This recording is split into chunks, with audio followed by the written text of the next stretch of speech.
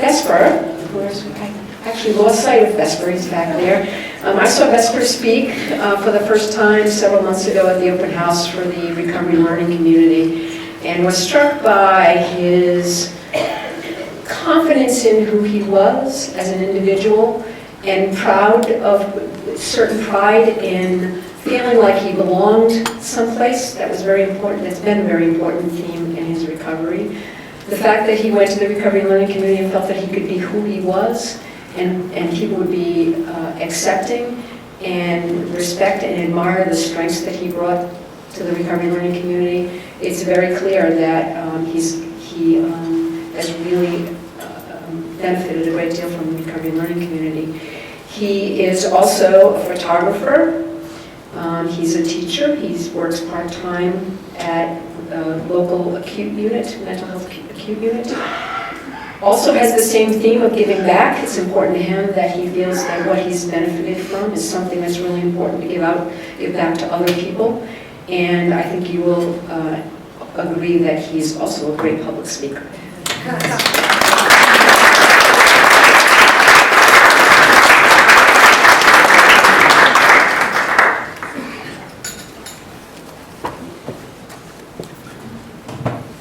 I've always wanted to do that. All right, let me just unfold this. All right. So now I get to the sad part. I've spent most of my life feeling completely alone. It was the worst type of loneliness. It was the loneliness in a room full of people. I was truly alone in my own mind. I didn't have anyone understand me. I felt completely disconnected from reality and those around me. I never thought that I would reach a point like this, honestly. Never in my life. I used to do oral speaking when I was younger, and I would get anxious. I would stutter. I would get sick to my stomach. And I'm doing this today. It's amazing.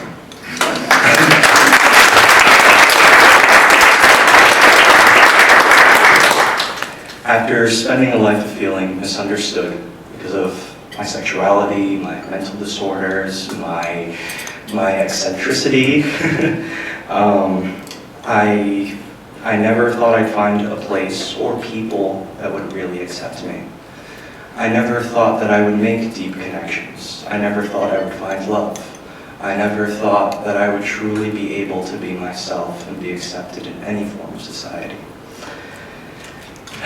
And I spent years combating that loneliness, combating my struggles, my own internal struggles, external struggles with other people around me. And for a while I was at adrift. I didn't know where I was going to go. After a few hospitalizations and group homes and going back and forth everywhere, I eventually found a place called the Recovery Learning Community. And in this place, I was able to look how I wanted. I was able to say whatever I had on my mind and be accepted. It was the most unconventional means of support I had ever received. It was literally the only place I didn't feel judged. When I thought about it, when I was in the hospital, I would go to support groups a lot, and I would always have someone with a clipboard in front of me and, reviewing how I was, and I always felt kind of judged.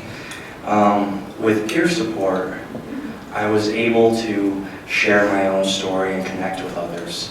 I was able to, even receive help while speaking to someone in a group. And it was very unorthodox to me. I didn't think that something like that would have ever existed. But after quite some time, I grew more comfortable with myself. I was able to deeply connect. I got married as well in November. Never thought that would happen.